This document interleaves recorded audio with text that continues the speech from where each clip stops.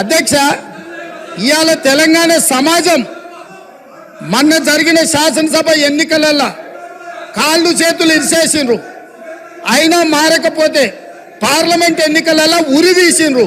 గుండు సున్నా ఇచ్చినాక కూడా బుద్ధి మారకుండా ఇట్లా మాట్లాడు కరెక్ట్ కాదు అధ్యక్ష. విద్యుత్తు మీద కూడా నేను మా మంత్రివర్యులు చెప్తారు, విద్యుత్తులో కేంద్ర ప్రభుత్వాన్ని మేము ఏదో పోరాటాలు చేసినామని తప్పుడు ఒప్పందాలు ఏమేం చేసిండ్రో, మీటర్లు పెట్టడానికి ఒప్పుకున్న అనుమతులు ఏంటో అన్ని లెక్కలు తీసి ఇదే సభలు పెట్టి అడుగుతాము.